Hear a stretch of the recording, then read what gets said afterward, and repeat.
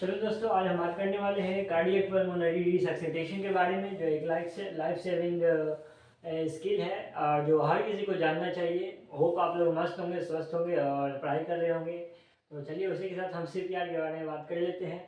तो सीपीआर एक life saving skill होता है जो हर किसी को जानना चाहिए। अगर कभी आप कहीं ट्रैवल कर रहे हैं तो बाय द वे किसी का एक्सीडेंट हो गया है किसी भी पर्सन का, और पेशेंट में अगर ब्रेथ अपसेंट है, नो ब्रीथिंग है एंड नो पल्स है एंड पेशेंट अगर अनरिस्पॉन्सिव है, तो उस कंडीशन में हम सीपीआर कार्डियक पल्मोनरी रिसक्सिटेशन हम प्रोवाइड करते हैं। और सीपीआर हम किस कंडीशन में देंगे? जब ब्रीथिंग अपसेंट होगा, पल्स अपसेंट होगा और अनकॉन्शियस होगा पेशेंट। तो इसका ट्रिक क्या है? CAB cab. तो सी से होगा कंप्रेशन, ए से होगा एयरवे एंड बी से होगा ब्रीथिंग। तो कंप्रेशन का डेप्थ कितना होना चाहिए? अबाउट 6 सेंटीमीटर इन एडल्ट में होना चाहिए, और चिल्ड्रेन में अगर कंप्रेशन दे रहे हैं तो 5 सेंटीमीटर का होना चाहिए। अगर बच्चा इन्फेंट है, 1 ईयर से कम का बच्चा है, इन्फेंट बोलते हैं जिसे, उसे 4 सेंटीमीटर का होना चाहिए। और इसमें कितना कंप्रेशन देना है? तो 1 मिनट में अबाउट 1 मिनट में अप्रॉक्स 100 to 120 कंप्रेशन देना है 1 मिनट में। और एवरी 30 कंप्रेशन पर 2 रेस्क्यू ब्रीथिंग हमें प्रोवाइड करना है क्लाइंट में, जब पेशेंट का ब्रीथिंग एब्सेंट होगा और सीपीआर जब आप दे रहे हैं।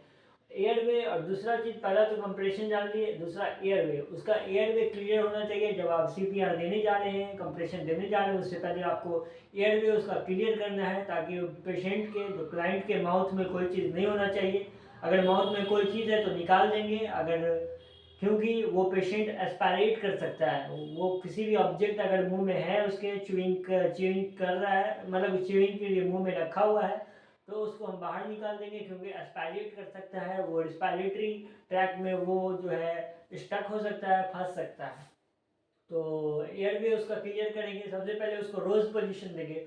हेड ऐसे करेंगे, उसका हेड लिफ्ट कर, हेड टिल्ट करेंगे ऐसे, हेड टिल्ट एंड चिन को इस तरह ऐसे लिफ्ट करेंगे, head tilt and chin lift, या फिर इसको ऐसे लिफ्ट इस तरफ ऐसे झुका देंगे, ऊपर ऐसे करेंगे, इस तरफ ऐसे झुका देंगे। तो इससे क्या होगा कि पेशेंट का एयर वे क्लियर हो जाएगा, ताकि इजीली पेशेंट जो है उसका ब्रीथिंग करने में कोई जो है ऑब्स्ट्रक्शन नहीं हो। कंप्रेशन देने के बाद भी अगर पेशेंट ब्रीथ नहीं कर पा रहा है, तो फिर हम उसको वो देंगे, क्या बोलते हैं, positive pressure ventilation. Positive pressure ventilation यानी कि हम उसको PPV यानी कि एम्बू बैग के थ्रू हम उसको रिस्पायरेशन देंगे। अगर एम्बू बैग नहीं है तो हम माउथ टू माउथ हम रिस्पायरेशन देंगे पेशेंट को, क्लाइंट को।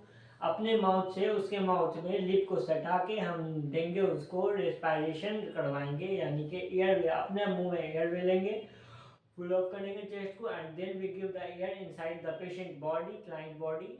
एंड एक चीज़ आपको ध्यान रखना है, जब आप क्लाइंट को अगर माउथ टू माउथ रिस्पायरेशन देने जा रहे हैं, तो उससे पहले उसके माउथ को कवर कर देना, उसके लिप को कवर कर देना है, ताकि आपके बॉडी से क्लाइंट के बॉडी में या क्लाइंट के माउथ में प्रेजेंट सलाइवा से आपके सलाइवा में कोई भी इन्फेक्शन ट्रांसमिट नहीं हो एक दूसरे के बॉडी में। तो इस तरह हम जो है एयरवे क्लियर करके हम उसको पॉजिटिव प्रेशर वेंटिलेशन करेंगे, एयरवे देंगे। एवरी 30 कंप्रेशन पे हम जो है 2 रेस्क्यू ब्रेथ देंगे, और इसके लिए कम से कम 2 आदमी का ज़रूरत पड़ता है। About minimum 2 rescue is needed for the cardiac pulmonary resuscitation. Cardiac मतलब होता है हार्ट एंड पल्मोनरी मतलब होता है लंग्स। हार्ट और लंग्स को रिसक्सिनेट करना या फिर दोबारा जिंदा करना। तो सबसे पहले हम कंप्रेशन जान लिए, एयरवे मतलब जान लिए, head tilt and chin lift होना चाहिए। हेड टिल्ट ऊपर की तरफ रोज पोजीशन में, चिन लिफ्ट इस तरफ ऐसे होना चाहिए, ताकि एयरवे क्लियर रहे। अगर एयर तब भी पेशेंट अगर रिस्पायरेट नहीं कर पा रहा है कंप्रेशन के बाद, तो फिर हम पॉजिटिव प्रेशर वेंटिलेशन यानी माउथ टू माउथ उसको हम देंगे, ब्रीथिंग करवाएंगे पेशेंट को।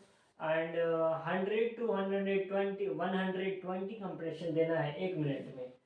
तो ब्रीथिंग के लिए 2 रिस्क्यूअर चाहिए, जो हम बता दिए आपको, और प्रत्येक 30 कंप्रेशन पे 2 रिस्क्यू ब्रीथिंग देंगे।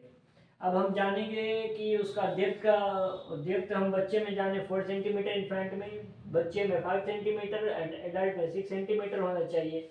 और जब हम इन्फेंट में अगर दे रहे हैं तो 50:2 का होना चाहिए कंप्रेशन, 15:2। एवरी 15 कंप्रेशन पे 2 रिस्क्यू ब्रेथ्स देंगे बच्चे में, अगर बच्चा है 1 साल से कम का है तो, और उसमें डेप्थ जो है अबाउट 4 सेंटीमीटर उसमें डेप्थ होना चाहिए, कंप्रेशन का डेप्थ। और वो हम जो जिफॉइड स्टर्नम यानी कि चेस्ट के 1/3 पार्ट में, यानी कि यहाँ पे ये अपर पार्ट हुआ manubrium, upper part of the sternum, middle part of the sternum यानी body, and lower part of the sternum is the xiphoid sternum, जहाँ पे हमको कंप्रेस करना है और 2 फिंगर से कंप्रेस करना है, एक ये वाला फिंगर एंड एक ये वाला फिंगर एंड ये वाला थंब, ये दोनों को यूज़ करना है चाइल्ड इन्फेंट में कंप्रेशन करने के लिए। और 4 सेंटीमीटर से ज़्यादा डेप्थ नहीं होना चाहिए, एंड उसका रेशियो कितना होना चाहिए, 15:2 होना चाहिए बच्चे इन्फेंट में।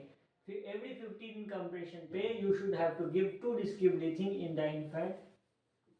तो चलिए आज के वीडियो में हम सीपीआर के बारे में जाने। तो धन्यवाद। अगर वीडियो अच्छा लगा हो तो लाइक शेयर कमेंट कीजिएगा एंड सब्सक्राइब कीजिएगा चैनल को, और भी इन्फॉर्मेटिव वीडियो के लिए जुड़े रहें। चलिए धन्यवाद।